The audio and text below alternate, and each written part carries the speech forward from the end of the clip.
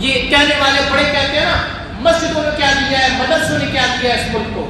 تو میں آپ کو بتا دوں کہ کالج اور یونیورسٹیز پاکستان کی کوئی یونیورسٹی دنیا کی 50 بڑی یونیورسٹیوں میں کسی یونیورسٹی کا نام نہیں ہے، اور پاکستان کے 10 بڑے مدارس، دنیا کے 10 بڑے مدارس، وہ 10 کے 10 پاکستان میں ہیں۔ یہ پاکستان کے اندر کوئی طالب علم اسکول کے اندر، کالج کے اندر وہ جاتا ہے، اس کی تعلیم گریجویشن کر لی، آگے چلا گیا، اس نے اب کیا کہتے ہیں جی اب اعلیٰ تعلیم حاصل کرنے کے لیے باہر کے ملکوں میں جائے گا، نیدرلینڈ جا رہے ہیں، آج کل چائنا جا رہے ہیں، یو کے جا رہے ہیں، انگلینڈ اور اسی طرح دیگر ممالک میں جا رہے ہیں، آسٹریلیا جا رہے ہیں، یہ اعلیٰ تعلیم حاصل کرنے کے لیے باہر جا رہے ہیں۔ لیکن پوری کبھی ایسا نہیں سنا ہوگا کہ باہر والے اعلیٰ تعلیم حاصل کرنے کے لیے پاکستان کی یونیورسٹیوں میں آ رہے ہیں، یہ نہیں سنا ہوگا کہ اعلیٰ تعلیم حاصل کرنے کے لیے انگلینڈ والے پاکستان آئے ہوں، بنگلہ دیش والے پاکستان آئے ہوں۔ لیکن پوری دنیا کے اندر یہاں تک کہ سعودی عرب میں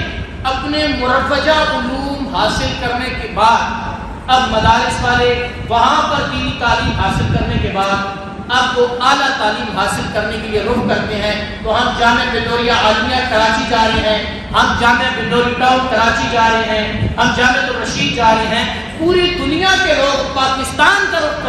کرتے ہیں اعلیٰ تعلیم حاصل کرنے کے لیے۔ تو اس کا مطلب ہے کہ کالج اور یونیورسٹی میں اصطلاحات کی ضرورت ہے، مدارس اللہ کے فضل سے وہ معیار دے رہے ہیں کہ جس میں تبدیلی کی ضرورت نہیں ہے۔ اور پھر کالج اور یونیورسٹی والے جو ڈاکٹر دے رہے ہیں،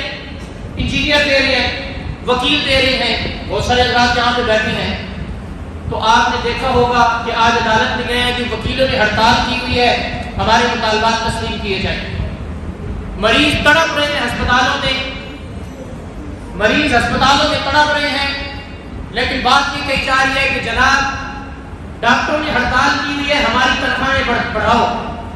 مریض تڑپ رہے ہیں، مر رہے ہیں فرشوں پہ پڑے ہوئے، اور اسی طرح جناب بچے سکولوں میں جا رہے ہیں، بہت سارے تو ایسے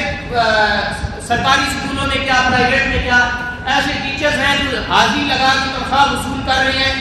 جا کوئی ہے، بہت ساری ایسی چیزیں ہیں۔ اور بہت ساری جگہوں پہ ایسے ہے کہ ٹیچروں نے ہڑتال کر دیا جی سکول نہیں آئیں گے، ہماری تنخواہ بڑھاؤ، حالانکہ تنخواہیں ان کی بڑی اعلیٰ ہوتی ہیں، لیکن کبھی کوئی ایک مثال کسی اخبار میں آیا ہو، کسی اخبار میں آیا ہو، کسی ٹی وی میں آیا ہو، کسی جگہ پہ کوئی کسی نے سنا ہو کسی جگہ پہ خبر کہ مسجد کے اماموں نے ہڑتال کر دیا ہے کہ ہم اس سال تراویح نہیں سنائیں گے، ہماری تنخواہوں میں اضافہ کرو، کہیں کسی نے خبر سنی ہو؟ یا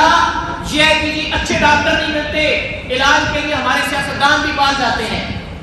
اچھے ڈاکٹر نہیں ملتے، یہاں پر اچھے وکیل نہیں ملتے، ہمارے بڑے لوگوں کے جب کیس آتے ہیں تو ان کے وکیل لندن سے آتے ہیں، لیکن کبھی یہ کہا ہے کہ تراویح کے لیے اچھے حافظ نہیں ہیں۔ ہمارے کو راہ اس وقت میری نظر میں قاری انوار الحسن صاحب، قاری احمد میاں تھانوی صاحب، اب آج کل دن کو ہم بات کر رہے تھے کہ سعودی عرب نے ایک مقابلہ کروایا ہے ابھی اذان کا